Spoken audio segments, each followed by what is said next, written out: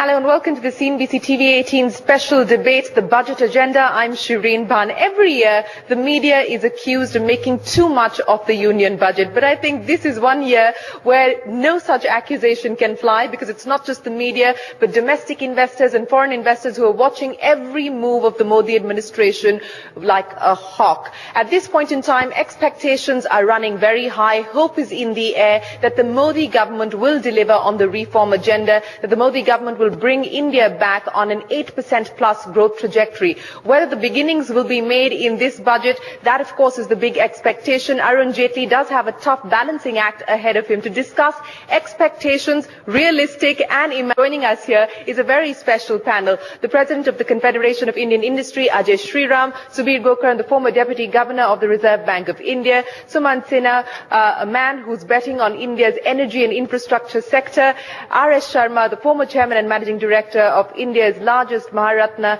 ONGC, and in a short while from now we'll also be joined by tax expert of BMR Advisors, Mukesh Bhutani. Gentlemen, appreciate you joining us here on CNBC TV18. Mr. Sriram, before I talk to you about budget expectations, let me congratulate CII, because all your persistence and your lobbying to actually get the Companies Act changed seem to be working, because some changes have already been announced. In fact, as we speak, a draft notification has been issued by the Ministry of Corporate Affairs, taking into consideration some of the suggestions that CII, for instance, has made. So, persistence paying off? Well, I think we really appreciate that the government considered the views of CII with a very open mind. And to be honest with you, our objective is how to make it workable, practical to assist business growth. Our basic point is, please don't treat everyone like a crook. Please don't tarnish everyone with the same brush. The reality of life is, whether it's in corporate world or in the political world or in any world, there will always be black sheep. So don't look at everyone from a point of black sheep. Please look at it from the point of view of having laws by which you can take action. But the premise we have suggested and requested is move on the basis of trust, and where the corporate entity or whoever does not adhere to that, take action. But more than the issue of suspicion and the lack of trust, this is really about the ease of doing business, because the Minister of State for Corporate Affairs, Nirmala Sitharaman, in a conversation with us here on CNBC TV18, said that any changes to the Companies Act would be considered and would be taken forward only because the government believes that it will be easier to then transact and do business in India. So, do you believe that we are likely to see all of this being cleared by Parliament now that the Ministry of Corporate Affairs has put its weight behind clarifications and possible amendments? Well, I think, as you rightly said, Mrs. Nirmala Sitharaman has given it serious consideration. She's had meetings with us. Last Saturday, she arranged a full-day discussion with her full secretariat, with us on the same issues. And I think what's required, you rightly said, is clarity. Let there be clear laws, let there not be ambiguity, let there not be uncertainty what can be done and what can't be done. Let's know where we stand. And I think the government has been coming out with clarification periodically, which is a very positive sign. And I hope they continue coming out with more, because still there are many areas to be addressed. We've given that document on behalf of CI to many people in the government, and we are really happy that they're looking at it positively. You know, speaking of meetings, I want to go back to a conversation that you and I had, and that was after you finished your meeting with the Finance Minister, Arun Jaitley, as part of the industry pre-budget consultation. Is it safe to assume that as far as tax SOPs are concerned, sweeteners are concerned, it is not going to be achhe din aa gaye as far as industry is concerned this time around in the maiden budget that Arun Jaitley presents? You know, I think industry is not looking for SOPs per se. We're not looking for excise duty cuts across the board. Be honest, you've already made a representation that the excise duty SOPs that were granted to sectors like auto should continue. It should continue. So we're not saying give anything more. I think the important point is economic growth is required. India today, with last 2 years GDP growth rate, unless we get economic growth, we won't get jobs, we won't get government revenues going up, we won't get economic activity going up across the board, which is affecting the entire economy. So our request to the government is, please move positively for inclusive growth across the board, improve governance, focus on infrastructure, get the manufacturing sector moving fast. Please tackle inflation, because inflation is keeping interest rates too high, which are actually affecting economic growth again. And let's look at it in totality. But, you know, some of the areas, if you're talking of tax, the only thing we've suggested is, for SEZs, please give MAT over there. Please consider something like that. Which has been a long-standing demand which was made to the previous government Because they as well. actually add value on the domestic front and for the export market. So now I need a jobs. realistic answer before I move on to Shubir Gokaran. You've made certain recommendations in terms of the sweeteners, the SOPs that you would like to continue, what you would like to see happen as far as boosting manufacturing growth is concerned, which continues to be abysmal at this point in time. What does your gut tell you? Will the excise SOPs given to auto, for instance, continue? Will we finally see MAT being done away with for special economic zones? I think the government is sympathetic. I think the government has appreciated the point that unless we revive economic activity, the economy will just keep going down. So I think they will look at these things with an open mind. I think they will look at all aspects to ease business activity, to increase investments, to increase a positive sentiment across the board, so that economic activity picks up across the board. Okay. Shubir Gokaran, Ajay Sriram there making a pitch to revive investment to boost growth. One of the other aspects that this maiden budget of Arun Jaitley is going to have to consider is the path of fiscal consolidation and ensuring that that path is a credible one and that it is followed through. What are your expectations now as far as fiscal consolidation goes? Because the room for expenditure cuts is limited. It's perhaps too narrow at this point in time, especially given the fact that growth is right up there as far as their priorities are concerned. What kind of a balancing act do you envisage Arun Jaitley to do? Well, I rather than talk of expectations, let me talk about aspirations, because I think, this is a 1991 moment in that sense. This is the first year of a virtually guaranteed 5-year government. Yeah. There are no risks to its survival at all. And he has the political mandate so to you take can actually tough afford to take a long-term strategic view of the fiscal situation and not try and achieve everything with one budget. So rather than look at this budget alone, Sure. I think we've got to look at it as a process over some time, as happened in 91 when you had 2 or 3 budgets all of which were very significant reform agendas or saw very significant reform agendas being implemented. So I have five things which I think have to be done. Sure. One is transparency. I think we need to get a fix on what the fiscal situation actually is. Whatever the last government did, there's a lot of uncertainty about whether the numbers What are... is the number that you're working with? It doesn't matter to me. Maybe 4.6 is the right number, but I think we need to be absolutely clear. Would your number be closer to 5? No, it doesn't matter what it is. I think we need transparency. Okay. What the number is irrelevant. Everybody has to believe that it is the right number. That's what I think we need to do. Second is, on the expenditure side, there are 2 things which we need to, put a lot of emphasis on. One is on the subsidy bill. There's no question that subsidies in toto have to be capped. I thought the 2012 budget did propose renewed FRBM with a cap on subsidies. I think that's a great idea. But even without the FRBM, a cap on subsidies, even if it's a voluntary cap, should be considered. And that means saying we'll put a ceiling on the total, but that gives us the flexibility to adjust across commodities. Again, following up on that, the streamlining of transfers. The direct benefit transfer scheme, all kinds of controversies, all kinds of implementation issues, that doesn't mean it's a bad scheme. I think to the extent that you're able to save on costs, save on leakages by direct transfers, we have to look at that. So you're achieving the same level of welfare with lower expenditure. I think that's a goal that... So you don't necessarily see them pulling back on things like the NREGS, etc., which is what the minister has so far placed on record, that we're not going to move away from spending the amount that the UPA was, but we will look at better targeting and more efficient utilization. Even if they achieve more effective targeting with a plan, with a strategy, it's not going to happen in one budget, but a strategy has to be put in place. The other 2 things which I think are very important, one is rebalancing expenditure from current to capital, from revenue to capital. We've really seen an enormous decline in the share of government money going to capital expenditure. And the peak was 23% in 2008. It's down in the last budget to about 11-12%. We need to see this climbing sharply, and this is where all of the infrastructure problems have essentially emerged from, because the government has not been putting enough money into infrastructure.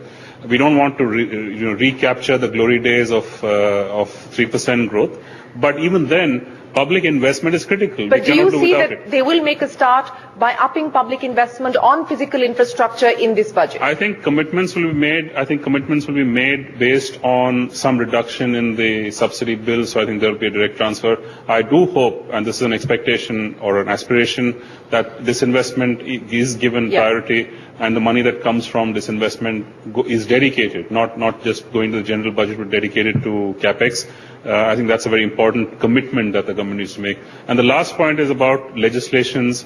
The GST has to pass.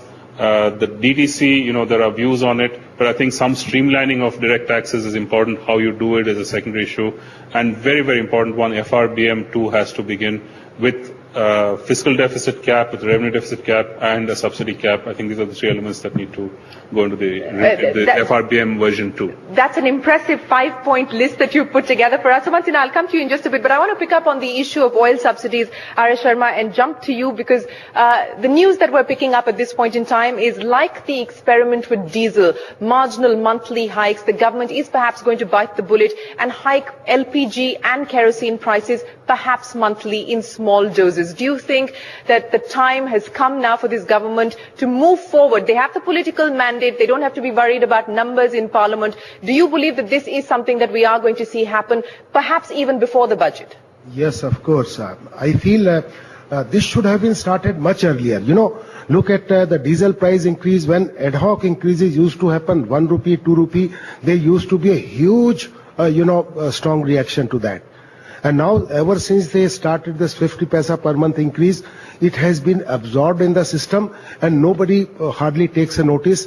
And fortunately, the under recoveries came down less than 2 rupees per liter. But unfortunately, now again, the crude prices are moving up.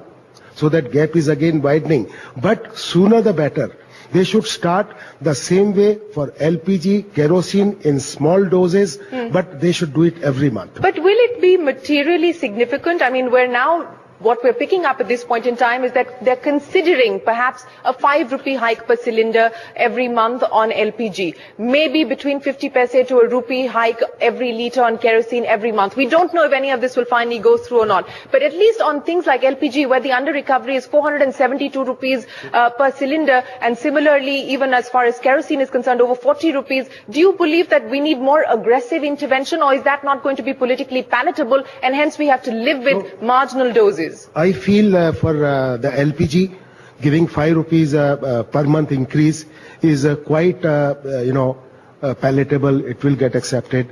I recall way back when Mr. Mani Shankar Iyer was the minister, for LPG he had suggested every month 5 rupees increase. The Petroleum Ministry had cleared it, but somehow political clearance did not come. So it did not go through.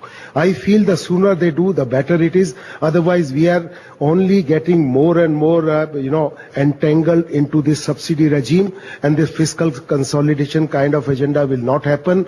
Exchange rate is not in our competence. Oil prices are not in our control. So probably these are some of the measures. They should do it consistently and with a clear message. Let me ask you one final question before I get Sumant in on this conversation. Gas prices, and that's been the biggest controversy stirring this government. We expect a decision to be taken shortly, but do you believe that a staggered approach, given the controversy, is perhaps best for gas pricing as well? And do you believe that that is perhaps the route that the government will follow? Also, now that you're no longer the chairman and managing director of ONGC, do you believe the Rangarajan formula should be junked, or do you believe the Rangarajan formula should be taken forward? I have maintained from the beginning Rangarajan committee formula is perfectly balanced. Nothing wrong with that. But let me also speak on behalf of the consumer. Giving such a quantum increase, 50 or 100% increase of prices, is not going to get absorbed in the system. I know the resistance coming from fertilizer lobby, the power lobby, and the others as well.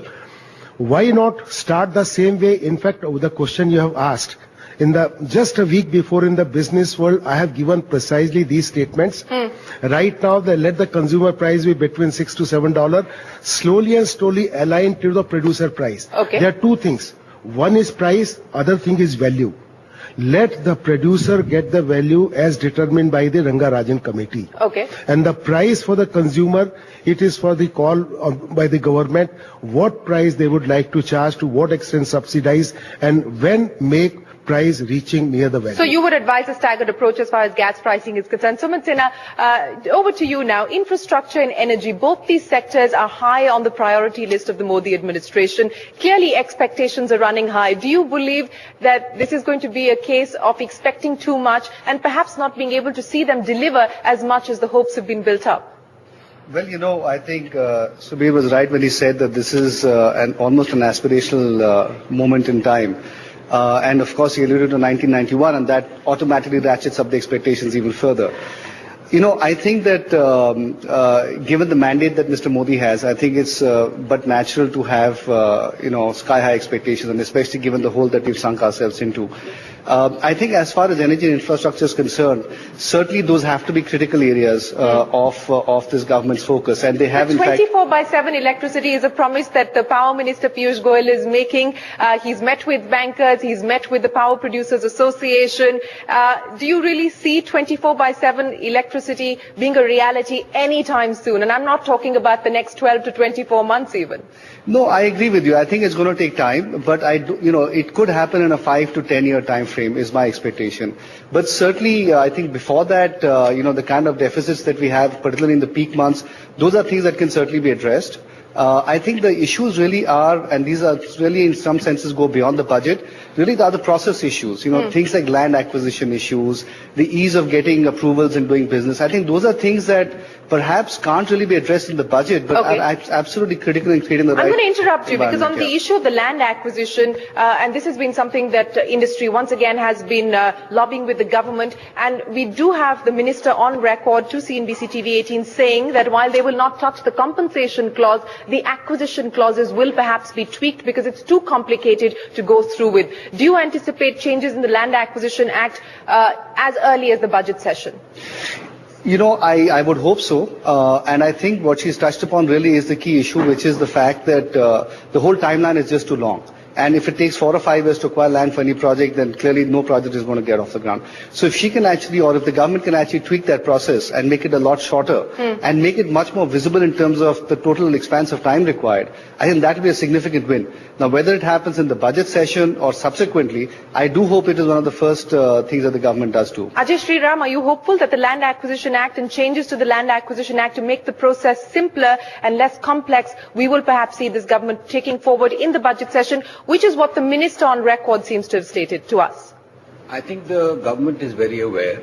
They want to take it up. I've heard two things. One, that they are looking at making changes on the time schedule. Yeah. But the planned time itself is 56 months, which is almost 5 years, if everything moves on time. Yeah. And I think the second they're also seeing is, can they give the states more power to take decision on the land acquisition part of it, rather than only moving by the law which has been promulgated at the center. So I think if they can give the states more freedom and allow them to set up their own systems to get the land, I think that itself will be easier as a first phase to start finding solutions. And I think each state will start competing with each other like we're seeing. So you're hopeful that we could see a solution? I think we will see something coming fairly soon. We will see something coming fairly soon. Mukesh Bhutani, let me bring you in on this conversation, because the hope at this point is that this government will actually do whatever it takes to woo investors, domestic and foreign. As far as FDI is concerned, we understand that whether it's railways, it's construction, we could perhaps see the government moving, and even defense moving fairly quickly. In fact, I want to bring up the fact that today the UNCTAD has put out a report where India has actually slipped a notch on the FDI ranking to number 4. Crucial to attracting investment is going to be how this government deals with the retrospective tax law. Do you believe that we are going to see clarification, amendments in the budget? I hope the government repeals the retrospective law, but it's speculation at this point in time whether they will do it or not. I think the question before the government would be, are they going to sacrifice the medium to long term for the sake of short term? A law which has been validly passed by the parliament, it is a real challenge. So somebody has to really walk the talk and say, I'm going to make this environment more business friendly and really repeal the law. I think if the government does that, that's the right thing to do, because in the short term they may Place have to your forego. bets. Do you see them moving as far as repealing, or do you see them making clarifications? I would put 60-40 in favor of repealing the law, because I think the government knows very well the kind of impact this has caused and the hemorrhage in the FDI figures that we have seen in the last 2 to 3 years. Because you see, if you look at it from a business standpoint, not just from a foreign investor standpoint, nobody wants to get into the technical nuances of, what did the Supreme Court say in Vodafone or any other case, but they are looking at certainty and stability of the law. Yeah. So the actions of the government in the last 3 to 4 years doesn't suggest that they want certainty and stability, and that's the larger message that they have to communicate by repealing the law. So in that context then, do you expect this government to do anything which would suggest a U-turn? I mean, publicly they've stated that they will not allow FDI in multi-brand retail, but do you see them doing a U-turn on the stated policy? See, I think that there is a lot, when you look at any law, whether it's an FDI or a business law or a tax law, there are two aspects to the law. One is the legislative part of the agenda, that the figure and the facts that go into the finance bill. Second is the administrative part of the agenda. So if you look at tax as a simple regulation, I don't think we need any legislation. I don't think we can do without a direct tax code. Sure. The question is, we need deeper administrative reforms.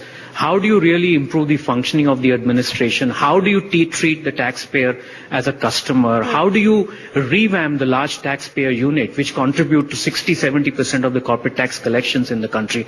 So I think you need deeper administrative reforms than any form of legislative changes insofar as investor regulations. What measures do you think he is likely to initiate to bring up the tax to GDP ratio, which is currently declined to 10%?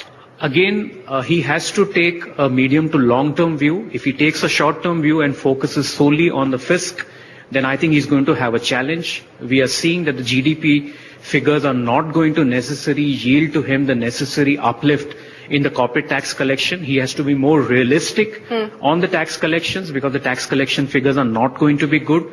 We have seen a continuous past 3 budgets where the finance ministers have I think more than the slippage, I think they have overestimated the revenues.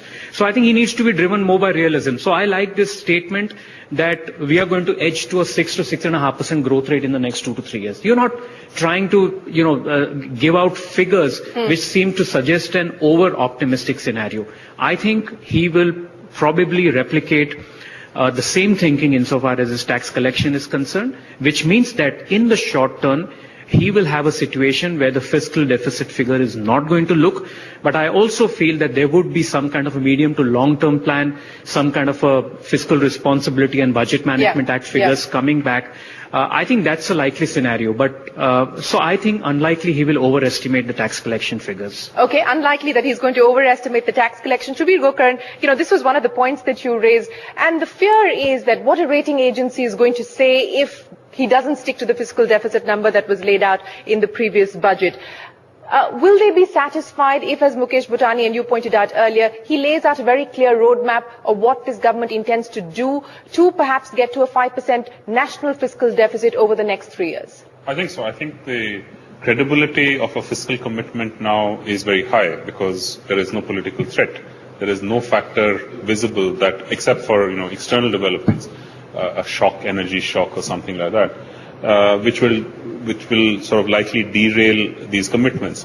So this is the space that this government has, which it has to use as effectively as possible. It has the space to make long-term commitments. It has the space to introduce changes over a sequence, rather than trying to address every problem at once because the situation is so desperate. So if there is credibility, if there is transparency, if there is a clear commitment to fiscal reform over a period of time, I don't think that should prove to, that should threaten perceptions of India's sovereign or fiscal situation. Okay. That luxury is something which I think we're not recognizing because we haven't had it for so long. But it is extremely important, and it has to be used as creatively as possible.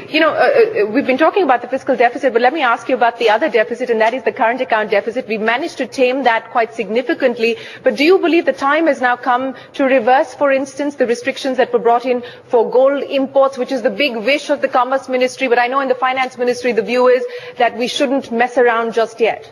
I think with certain threats looming, for example, the monsoon is at this point looking like something of a threat. Iraq is uncertain and may have an impact on crude prices.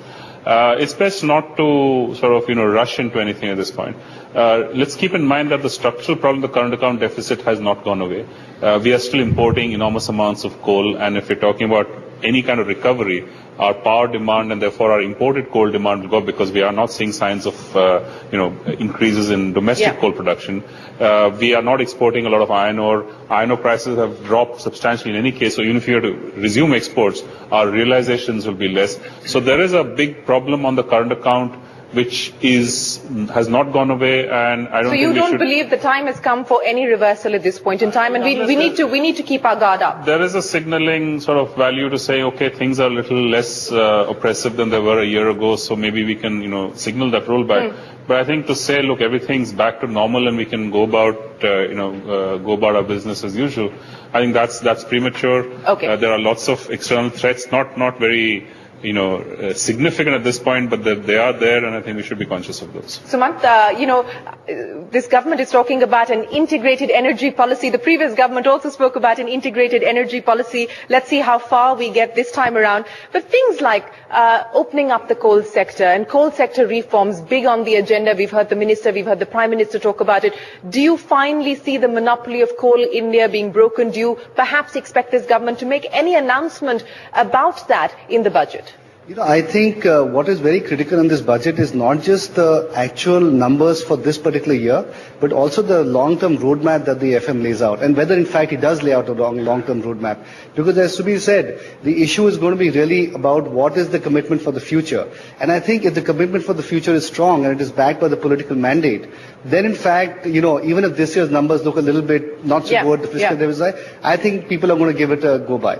I think as far as the energy side is concerned, it's great, first of all, that we have one single minister across coal, power and renewable energy, because there are lots of issues between all the three ministries and areas that are common. For example, grid issues, grid integration issues, the issues around the financial health of the distribution companies. Sure. The fact that most distribution actually is in the hands of state governments, and in fact should be privatized over time. So when you look at the power sector as a whole, almost 70 to 80% of it is still in the hands of different parts of the government. And so there's a lot of things that can be done. And you mentioned Coal India privatization. That's one of those things. Not Coal India privatization, but opening up the coal sector. I don't think they're thinking as far as Coal India privatization just yet. Why should they not think in those, in those... Well, since you're talking aspiration, sure, that could be an aspiration, but Mukesh Bhatani is talking about realism and a realistic budget. Over a 4-5 year period, I think it is eminently possible for them to say, okay, look, let's split Coal India into 4 different organizations, and then over time let them compete geographically. The same thing, of course, can be done with railways, but that's a separate story. And then, of course, the whole area of distribution privatization, which, in fact, the Prime Minister did talk about as well, as being one of the areas that requires fundamental reform. Because along with that is the whole issue of how much you charge customers or consumers. And that ultimately, if that doesn't go up, then any of these fixes are going to be temporary in nature. Ultimately, in energy prices in India have to absolutely go up, not just on the oil and the crude side, but also on the actual power side. So that, I think, has to happen. And, given that it's a concurrent subject, ultimately state governments have to be cajoled into moving power prices up. And he's now